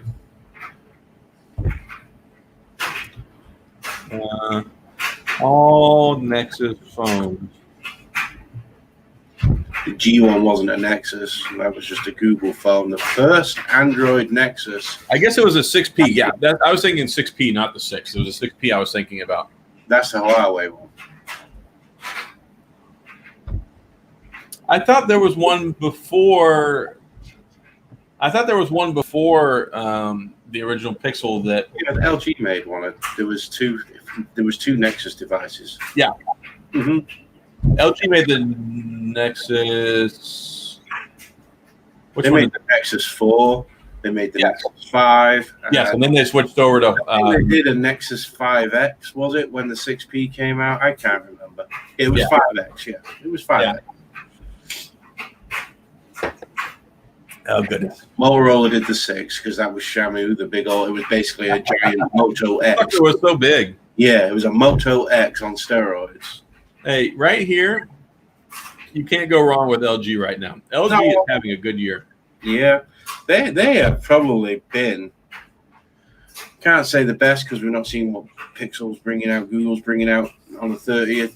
But for me, as a manufacturer of mobile devices, LG are probably number one this year in what they've actually brought out for the price. I know Samsung have brought out some quality devices, and obviously they're king on that right now. I don't think the iPhone will even come close to the Fold 2. But it's so expensive. That's it. It's a different ballgame. When you go in for a company that's bringing you something that's built really well. I mean, let's get it right. The V60 and the Velvet are both built every bit as good as a Galaxy S20 or S20 Ultra or an iPhone. They made really well. And they're so much cheaper. I really like what they did, though, especially when, like, the V60 was a good phone. We know the V series is now that was the last one. Mm-hmm. But when it comes to the Velvet in the wing, I really like how they've taken the same platform and the same hardware and given you two completely different experiences. And it's not going to be super crazy expensive because they're reusing a lot of the same stuff. Yes. I think the wing is going to be I think that's a sleeper, the wing. I really do. Another use case for that, and the only reason I thought about this was because I saw Unbox Therapy do something on it, using Xbox on the LG wing. It's going to be great. Yeah, it's going to be great. So, yeah, Nexus 7 was a tablet, though, Kyle. That wasn't a phone. Hello, Brandon. Yo to you as well. I think we're about ready to wrap up. Well, I know you're tired and feel like garbage. And yeah, I was meant to be in bed an hour ago. Well, thanks for stopping by. Yeah, no problem. Hey, you enjoyed it. Now you're going to go to bed now feeling like your day is complete because you got to talk about all these wonderful things for an hour. I am just old. Listen, I'm I'm no whippersnapper like this guy next to me here, wherever he is, here, this guy next to me here, wherever he is, here, whatever. This guy who looked homeless, that guy who looked homeless. I've got nearly 10 years on him. Yeah, that guy. All right, I'm in my mid-40s. I know I look good for mid-40s. Well, you're 44, right? Yeah. Well, you just turned 44 a little while ago. End of August. Yeah, just this month ago. Mm-hmm. I'll be 37 in January. See? I do not look 7 years older than you, I'm afraid to tell you. I got to say, though, for all you kids out there watching, don't make bad decisions with your life. That's right. Don't be like us. You've done some pretty good decisions. It's no, I made a lot of terrible decisions. I made terrible career decisions. The thing was, I started my career when I was 17. So by the time I got out of the military when I was 34, I kind of sorted things out a little bit, because sometimes people don't start careers till they're like in their 20s. I got a head start in the career department. Having joined chat up. I can hear you still, but have you got your chat up so you can type to people? Yeah. Just type my Shepdog. You just type my youtube.com/C/English Down Reviews. I should really put it in my thing here, shouldn't I? Like that? Yeah, that is me. Yeah. You're not missing much, but go ahead and check it out. You're missing far better content. How this guy has 30,000 subs, I do not know. I just don't. He must give Amazon gift cards away. I don't get it. So. It is. I mean, I know we talk about this. Brandon, not in Ohio. Yeah, he's in Ohio. I'm in Houston. Yeah, Brandon is in. I can't see. He's got a broken avatar, so I can't tell. I don't know. Yeah, this year's been crazy. Because a lot of people know on January 1st I had 4,200 subscribers, and next week I should have 30,000. Okay, it is Brandon, isn't it? It is in Everyday Tech. I was just going to message him then. Dude, you're no whippersnapper. You're right behind me, Brandon. All right. Mm-hmm. Yes, definitely subscribe to Dan. I mean, you may be offended and unsubscribe to him, but right now, subscribe to him. Yeah, I need all the subscribers I can get. I'm at only 4,600. So. Yeah, but you were only at what, 2,000 something at the turn of the year? 2,400, weren't you? 1,900. Yeah. If I didn't have like that explosive period where everything just caught on fire, I would probably be very, very much in the same boat. I'd probably only be at like 6,000 right now. Yeah, interesting what it is. It doesn't matter. I'm not jealous. Best thing with like, huh? I said I'm not jealous at all. Okay. Oh goodness. Yeah, I don't know what the deal is, but there's a lot of you guys in Ohio. It's like every time I turn around, it's another guy from Ohio. Yeah. Well, there's only one English tech YouTuber from Ohio. I am the number. I did this once. I said I am the number one tech YouTuber from England in Ohio, and I didn't lie. All right. Armadillo Tech, Texas. You ain't from Ohio. You ain't from Ohio. Freaking Carl. But thanks for Carl. We got 20 people watching right now. Like, I've done, but you can carry on. I don't care. I don't care about the numbers. It's funny to me that I consistently on Friday evenings, there's a lot more people that tune in and watch. I don't know what it is. It does help, I think, though, now that I have it going to Twitter as well, so people can watch and comment from there. So that's nice. From OSU? Dude, I live less than an hour from OSU. You think being right next to a prestigious school like that, you could have enrolled in some classes at some point in time. I told you I made bad career choices, all right? Yeah. And there is a few of us from Ohio. There's you could have spent 16 years in college like me to be a homeless-looking YouTuber. That's right. That's it. So I have... Well, you're a lawyer. All right. So obviously you're a lawyer. So obviously your career choices went a bit better than mine. So yeah, people, I get that. Like if I ever mention, I really don't mention that a lot in my videos, but if I ever do mention it, usually like a use case scenario or like talking about the duo, they're like, "You're an attorney?" Like, I couldn't imagine walking into a lawyer's and being like, That's Tech Odyssey. Like, what's going on here? Like, why is this guy talking to people? And I've had people like, why don't you make a legal YouTube channel? It's like, I don't want to talk about that crap. Yeah. Like, I do YouTube. I like tech. There is a lawyer, though. Have you seen that? There is a lawyer who comes on twice a day, gives advice, and he gets like 800,000 views a day. Oh, yeah. Well, see, I just give free advice for a living. I know, but I mean, you could do it on here. If you got 800,000, you could scrap your tech channel and just boom, gone. That's the thing, though. I have no interest. Like I do what I do, and this is what I love. It's just something that's not really been in a position before where it's something I could do as like a job. It's been good for the last couple of months that the YouTube revenue's gone up because the views have gone up, but it still doesn't pay the bills. It just helps get me some phones that I don't have to pay for out of my own pocket. If I earn what you earn right now, I could retire. Seriously, on your YouTube, I could quit work. The problem is that I have 6 children. That's right. Well, that's why you didn't keep your pee-pee in your pants. So it's just... Well, 2 of them I got through marriage. Well, true.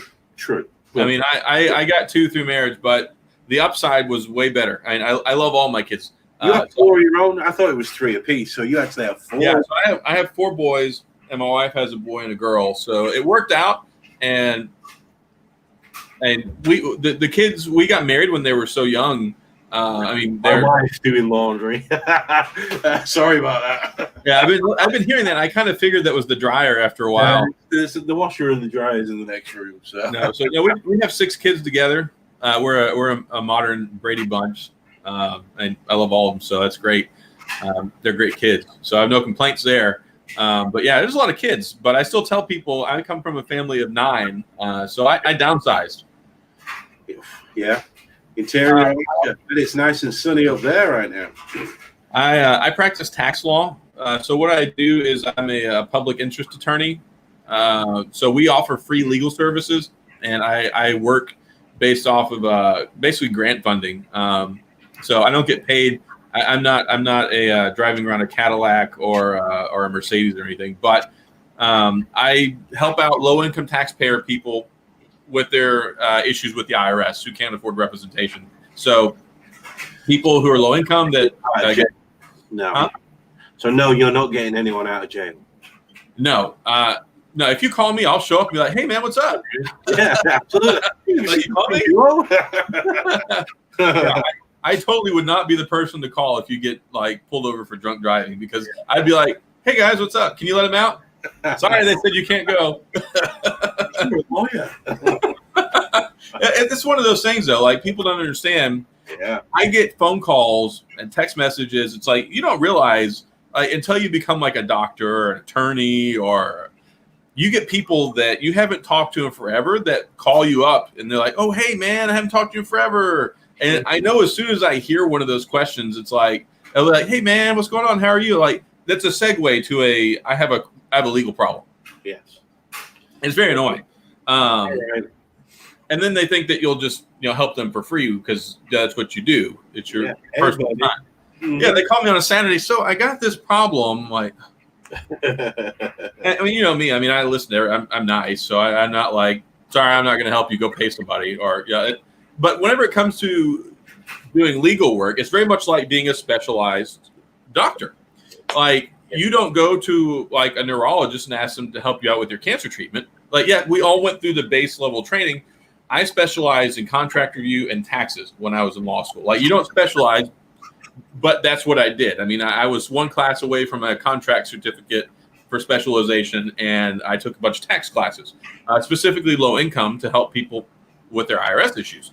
Mm-hmm. So, like, people are like, hey, I need help with this, an expunction or a petition for non-disclosure from my record. I'm like, I don't know anything about that, bro. They're like, hey, can you offer me some advice on family stuff? I didn't even take the class, dude. I mean, but see, the thing is that's different, though. As an attorney, you can practice basically in any area you want, as long as you can like do it competently through learning. So, like, if I wanted to go handle a family case, I'm certified to do that. I can go do it. but it would require a lot of research on my part to be able to do it. Whereas somebody who does it on a day-to-day basis, it's like, oh yeah, I've got that on my computer already. I can do that in 5 minutes. So it would be not cost effective for me to help somebody with that, because it would take me 8 to 12 hours just to figure out what I needed to do before the first court appearance. Yeah. But I could do it. It's just not it. I don't do small business taxes. I don't do prospective tax. I don't do tax prep. I don't do tax planning. If somebody gets audited, that's when I do things. So helping out people with like collection alternatives, audits. I can audit you if you tell me. Huh? So if I ever got audited, yes, that's what I do. I get called after the fact. Like CPAs and some people that do tax planning, you can see them on the front end. Like if you have a business and you're like, hey, I want to limit my tax liability. Like I know some about that, but that's not what I do. But if you got audited, I'm like, okay, this is why you got audited. This is what we can do. This is what you can't do. This is where we can try and work some things out. Anyway, that's it. Anyway, no more talk about that. Everyone was really interested in it as well. It's like, what? Yeah, a lot of people are like, oh, hey, I'm closing my DMs on Twitter tonight. Take your number. But also, I can only practice in Texas. So if you're in another state, I'm sorry. Mm-hmm. Yeah. Actually, that's not even completely true, because federal. I can practice before federal tax court. It's federal. Yeah. Mm-hmm. Mm-hmm. Yeah. Don't DM me. Mm-hmm. And I'm an estimator. That's how boring I am. He's a lawyer. I estimate things, and that's about it. So I told you I made bad career choices. I spent 16 years as a military police officer before that, so I didn't make the best life decisions. And I was a gas engineer and plumber before I came to the United States. You know what? Plumbing pays really well. Did over there. Do you know what's messed up? Right. Because we have a lot of instant hot water and instant heat systems over in Europe. You've probably seen them when you've been on your travels with the military. They have stuff. Yeah, there's no tanks needed. So, and it's not that big over here. In Europe, it's about 5 years in advance of what it is over here. And when I first come over here, I applied to a company, and they told me that my qualifications were too advanced, and I'd have to sit and retake qualifications from about 5 years previous. It's ridiculous. Yeah. But yeah, over here, plumbers charge you an arm and a leg, like two careers that are always in demand and that pay really well: plumbing and HVAC. Yeah. No, but you also like HVAC, I could have gone into that route if I really wanted to, but I was kind of tired of it, and the job I do now, I don't have to deal with the public as such. And you don't have to crawl into people's hot attics. That's right, and I don't have to deal with. You see, in England, if you're a plumber, you don't deal with dirty water. So, as a plumber in England, unless you're a gas engineer and a plumber, you're not allowed to. If you're just a plumber, you're not allowed to touch hot water or dirty water. So anything from the system below, you're not allowed to touch as a plumber. See here, plumbing handles clean water, dirty water, and gas. Like it's really surprising. You don't realize that plumbers handle gas lines until you need to have a gas line repaired. Yeah. Yeah. It's really weird, but I mean, it makes sense because it's not what goes through the piping; it's the piping. Piping, exactly. So, yeah, I'm rather boring, unfortunately. Oh, here we go. That's not really true. Well, it is. I mean, that's why you're a lawyer and I was a plumber. That explains it all. That's right. See? I felt so bad today. I was talking to a client of mine, and I don't get to talk to people very often. That's one of the reasons why I like doing these things. It's nice to be able to talk to everybody. Mm-hmm. So we were talking about something, and I just went into this story for 15 minutes, and halfway through, I'm like, "Look, dude, I'm sorry. I don't get to talk to people very often. I know I'm helping you with the problem, but I got this story I need to finish." Mm-hmm. He's like, "No, man. You just keep talking. It's cool. Keep going." Yeah. He's like, "You're helping me for free anyway, so I mean, whatever. You talk." Carpenter too. Yes, I can do some carpentry, like Ryan says, but I don't do it anymore, especially with the health issues that I've got now. I can't really do anything manual anymore. So yeah, I basically nowadays sit behind a desk. I break down blueprints, scale them out, and create 3D drawings, and then run nests for CNC machines. And then make videos and play Call of Duty. That's right. And have babies in my mid-40s. Hey, I had all of that. I got all that away when I was like 26, 27. Mm-hmm. Yeah. I had my first kid at 22. Well, I beat you. I had twins when I was 19. That's rough. You think it is, right? But because I didn't know anything different, and because I was so young, I didn't actually, it wasn't a problem as such. That's one of the things, though. Like, for people who are like, would you live with hardship a lot of the times? It's like, it's just another thing. It's like, it's not like a big life-changing event. It's like, it's just one more thing to do, and then you do it. It's just that was it. That's exactly right. It was just like, okay, that's just the way it is. And then when we had my daughter, so people who don't know, right, I have, what is my daily driver right now is a Pixel 4 XL. So that was your daily dropper. Well, I know, right? Wouldn't be the first time. I have 24-year-old twin boys. I have a 21-year-old daughter, and I have a 21-month-old baby boy. I couldn't imagine right now. Like, my youngest is 10 now. Now our oldest is almost 15. Wow, Shepard, he's got me beat. He had his last child at 51. Woo! You feel my pain then. You know, my best friend had his daughter at like 45, and I was like, man, you're gonna be 63 by the time she's 18. Why don't you just stop that? I'll be 60 when my boy graduates. Here's the thing, though. I have two different ways of looking. Like, one way to look at this is like, man, I'm so old having a kid. They're going to be so old by the time they move out. But then you look at somebody like me. I've had kids ever since I was 22 years old. I love my kids. I love having little kids. So it's going to be really sucky for me when I turn 44 and my youngest is 18, and then I'm going to live the next 20, 30 years of my life with no little kids. Like, I would not be opposed to the idea of having one. Around 40, just I could continue. But it would be weird, though. Like, it would be really weird having a 20-year-old and a 1-year-old. Yeah, like my boy who's staying with us right now, he's 24. He's old enough to be his brother's father. It's just the way it is, well and truly easily enough. But what I will say, and I'm not saying that my older kids didn't get the best of me, but my son is getting a better version of me, the one that I've had now. And I think it makes a big difference. I'm much more mature, wiser, older. He's getting the better part of me, which I think any person in this age range having a baby would probably say the same thing as well, because when you're young, you still do stupid things. Even though you're struggling, you still do stupid stuff. Whereas my son now, he's getting old wise down, whereas when I was 20 with twins, trying to adjust from going out on the beer 4 nights a week to being dad was rough. I think it's difficult. I think it is difficult in your teens and 20s having kids because you're still so busy trying to figure out life. Yes. Like, it's like I felt like when my kids were younger, I see some people who are older with their kids and like they're just getting to enjoy having a little baby. Whereas, like, I was worried about school, I was worried about work, I was worried about not making enough money. It was just constantly busy, busy, busy. It's just survival mode. It wasn't like now. It's not now that I'm in my mid-30s, I've finished my first career. I'm a little bit more of a laid-back spot, not being in the military anymore. Like, I feel like I have so much more time.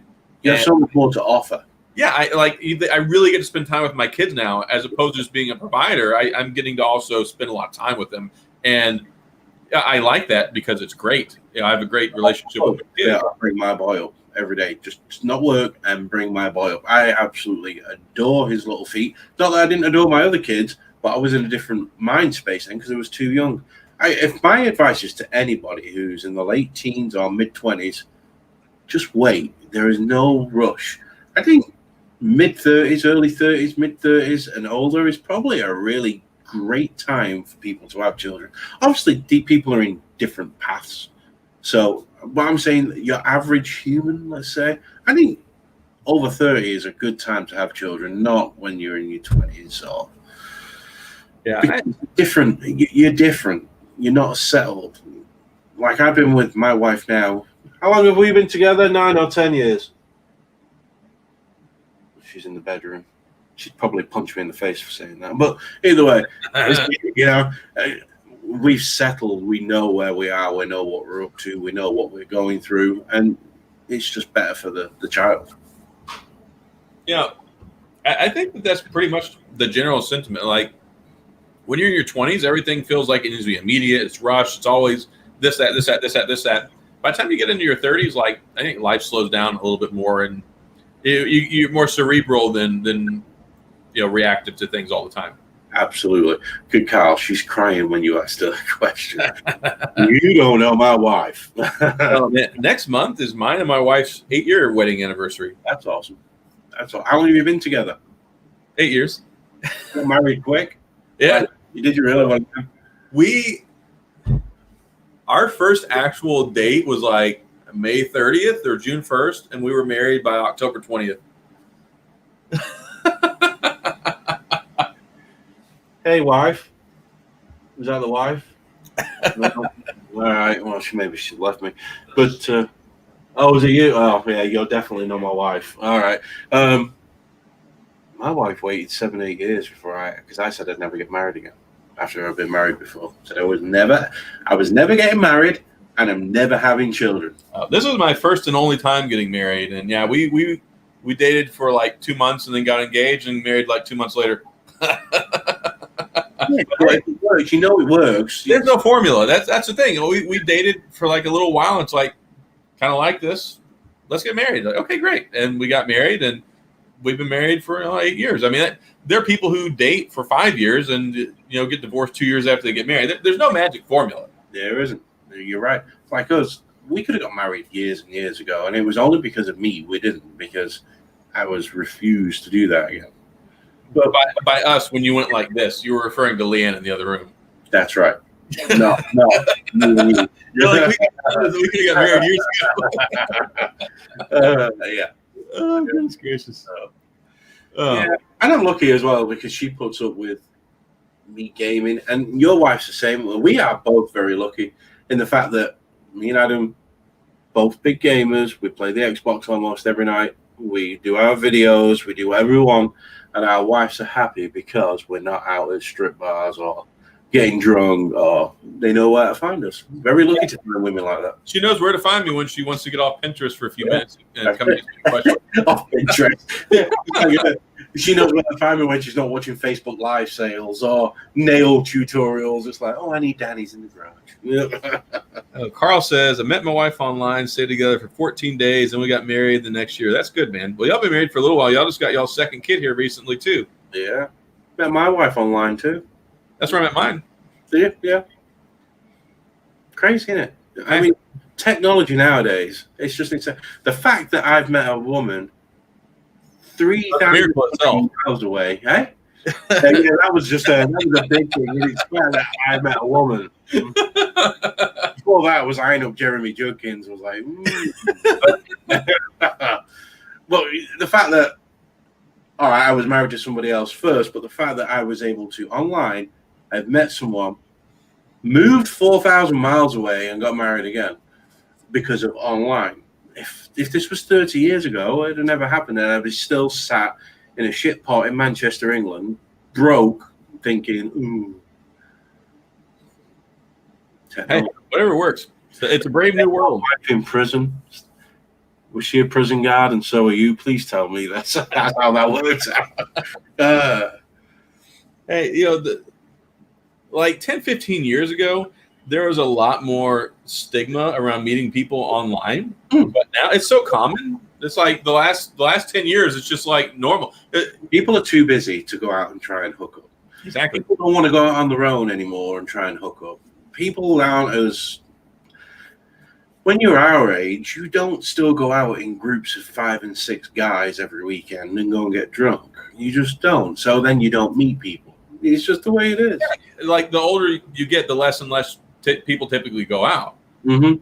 So that's how it was with us. I mean, I was single, raising my boys. My wife was single, raising her boys. Mm-hmm. So then it's like we couldn't really go out and do like the whole dating thing. And then as we actually, that's why we talked for a few months before we ever actually met. Yeah. And then we didn't talk for like 5 or 6 months, and then started talking again, and then started dating. Yeah. Yeah. Hey, Sam and Matt, you ain't old. You ain't old. Don't say that because I'm 44 years young, going on 21. You're not old. You're not old till you're dead, because that's when the expiration date starts. That's it. Yeah, that's when you worry about it. I tell people, I have plenty of time to worry about it when I'm dead. Shep. There you go. Correction counselor and a correction officer. Oh, there you go. Mm-hmm. Oh, goodness. Probably got to go ahead and call us tonight. We've been talking for like an hour and a half now. Went from talking about tech to talking about meeting our wives online. Carl, I will smack you back to China. All right? Let me tell you. Mm-hmm. Carl turned 35 the other day. Yeah, I know, right? 35. And it's really old. Shut up, Carl. I hate you, Carl. Time for bed. Look at him. I swear, when I come to Texas, because it is going to happen, I will choke you out, Carl. And then we can go eat at the Mexican food place. That's right. After, and we'll leave you in the back of Adam's truck. Leave you there. Oh, goodness. I won't even eat Chinese just to piss you off. There you go. See? Chinese food down here sucks. Chinese food in Ohio tends to suck. We found. Have you seen the stuff that Carl makes when he posts pictures of his food? It looks so good. Carl's stuff does look good. Carl looks like he can make some really good food. You gotta remember though, Chinese food over here and the same in England isn't really Chinese food. It was created in California. It's not Chinese food. I hear New York City has good, like people like Chinese in New York City. Well, at least I believe from TV shows. The further north you go on the East Coast, the better the Chinese food. Yeah. Well, it's probably just has to do with like immigration stuff. I mean, there's probably a lot of Chinese people in New York and in California. And my wife, she's from Maine, and she says the Chinese food is so much better up there than what it is here. Really? Oh yeah, yeah. Probably, there's probably more individual restaurants up there though than there are like all the chain crap we have around here. Mm-hmm.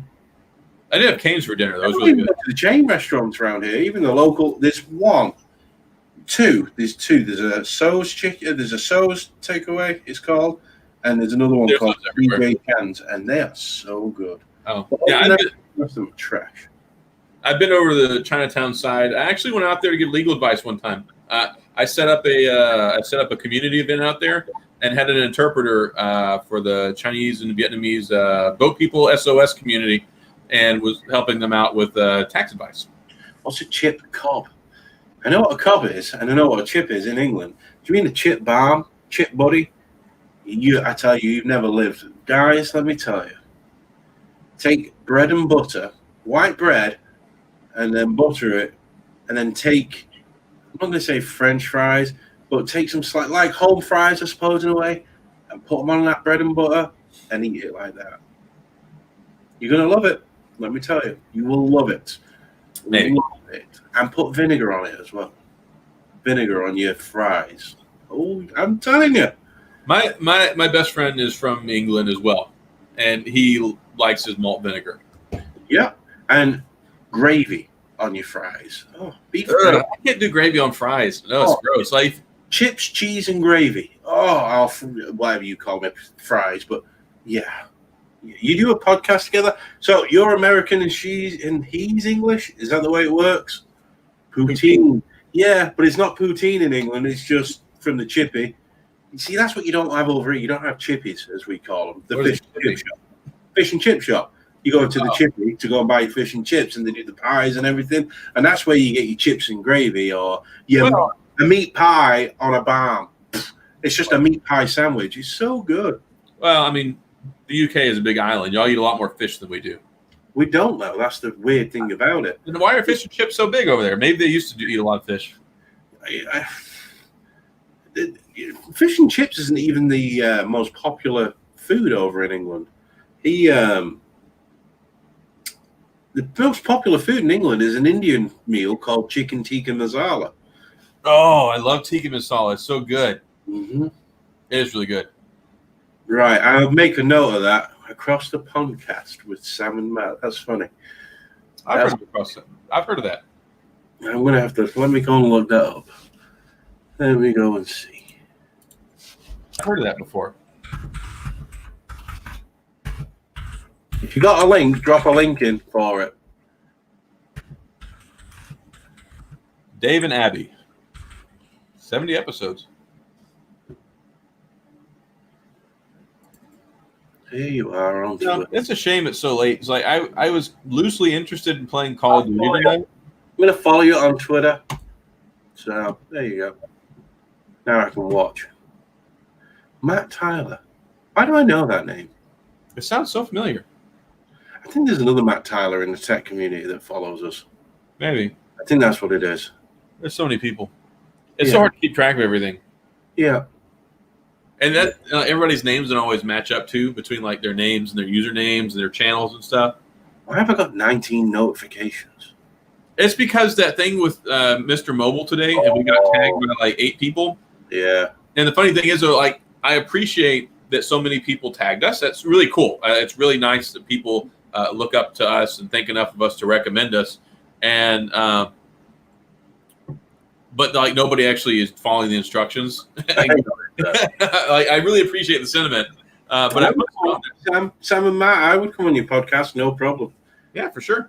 Yeah, and we can get Adam in there. I mean, Adam's totally stupid and boring and can't do anything on his own without me. So nothing to talk about. I'm just a shell. He's just a homeless guy. I've heard Canada has really good food, like cuisine wise. Mm-hmm.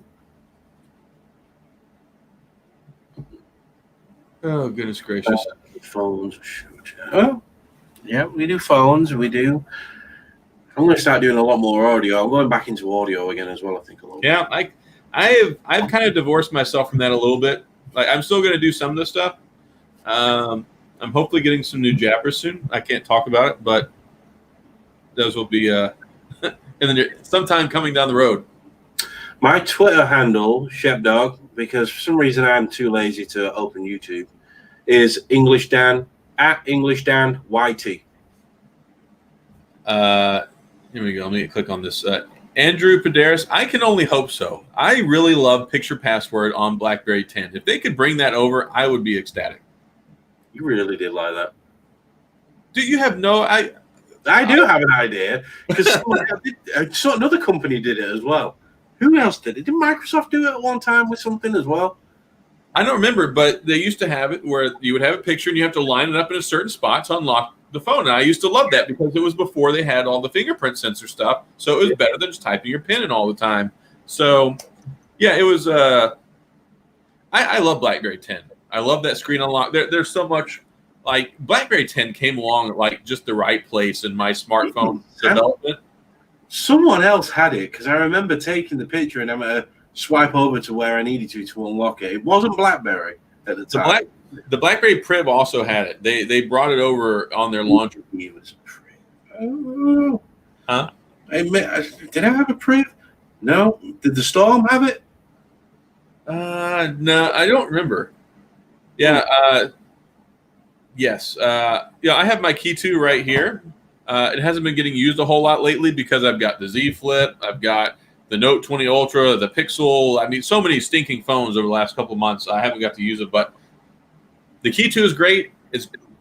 We're going to get the new one next year, and next year is going to be great. And yeah, I think thanks for stopping by, Luca. I know it has been a long night, but thanks for staying here so long. Enjoyed talking to you. Yeah, we do need to probably go. Every Wednesday night we do a tech show. This isn't really meant to be tech, but because we're boring and we don't really do anything else. But we did talk about being a lawyer tonight. Yeah, and plumbing. Fish and chips. Kids. Children. Marriage. Yeah, we talked about a lot of stuff tonight. It's been a wise old head conversation tonight. Yeah, like people are going to watch the first 20 minutes and be like, all right, cool, we're talking about phones, and like, why are we hearing about these men's lives? So now I'm going to be a plumber, and I know I need to know how to stick this in there for the gas. And I'm not going to have children until I'm in my 30s, and I need to know a lawyer. Yeah, that's it. Hopefully we help somebody not make some bad life decisions. It was Windows that used Picture Password as well. Oh, okay. Yep. All right. Well, I'm going to hop off here. Yeah, I might jump on Call of Duty still. Friday night, my baby has been sat in his crib. I have the best kid, Just let me get onto this, right? Even though I've had a child, I was 42 when I had my last child, and I was dreading it. How awful does that sound? But I was. and I have the best baby in the world. He went to sleep probably about 10 o'clock tonight, and he won't wake up till about 10 o'clock tomorrow morning. He wakes up in a great 12 hours easy. I wish I could sleep 6 hours. Shoot. Yeah, 12 hours easy every night, and he has done since he was, I'm going to say, 12 months old. Wow, that's great. He entertains himself through the day. He'll just sit down on the floor and pull all his toys out and play with them. And now he started putting them back. He loves watching. He loves Judge Judy. He loves the people. It's insane. It's insane. Hey, I may be Papa Dan, Carl, but I'll still whoop your ass. All right. Just remember that. Remember. You don't believe me?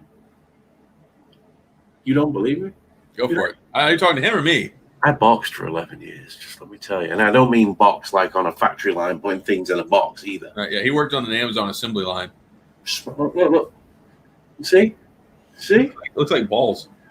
Well, you would say that because you probably got your wet mouth around him. Oh, goodness. I will. You will. Are we going to play Call of Duty or what? I don't care. I'm going to go and get a mouthful. I've got biryani again. You know, had a biryani, have you? What's that? Indian food again. But it's a rice dish. And I have it with this chicken that's so spicy. Not only does it make my eyes water, it probably make my butthole water too. It's it makes my butthole twitch like a rabbit's nose. All right. Mm-hmm. Thanks for sharing. It's great. I'm glad you could share that with our audience before they get ready to go to bed. Well, every one of them right now is imagining a rabbit's nose twitching. Well, all of them are like probably 45 years old now. We have the late night crew. There's definitely no 18-year-olds in here watching this. OnlyFans content. That's right. Yeah, if I ate that stuff right now, I would be up all night with heartburn and agony. Hey, I take 40 milligrams omeprazole, so nothing gets me anymore. I'm good with that. So I only had to take 10 earlier. I'm not quite on that level yet. It's 40 milligrams every night. I would take. If I literally could have a glass of milk and have heartburn. It's like, what is going on? Yeah, I think this is probably our youngest viewer right now. He's 30. 30, yeah. Yeah. Whippersnapper. This might not be for you. All right. Well, I'm going to hop off here. I guess if you're going to play Call of Duty, I'll turn my Xbox on. Yeah, I mean, it's only 13 minutes to midnight. You're good. I'll play it till about, I'm not even going to say it. I'll see you on there. All right. Well, thanks a lot, everybody, for stopping by. It's certainly an interesting show tonight. This is why we talk about whatever on Friday night. So if you feel like you've been bamboozled, I'm sorry about your luck. It's just called Friday Night Block Party. So, and I'm not meant to be here on a Friday night. Just let me get that out there. Yeah, he just shows up. I just show up because I feel bad for the cretin. So, yeah. So Wednesday night is our normal tech talk show. Unhinged Tech, Wednesday night, 7:30. We actually talk just about tech stuff. So if you're interested in that, we'll see you next Wednesday. If not, we'll catch you. Well, I'll at least catch you on next Friday. We'll talk about whatever. My dog's crying. She's going to take a dump. Laters. Peace out. All right. Thanks a lot, guys. It's been fun. Y'all have a wonderful, safe, outstanding weekend, and see you next week. Have a good one.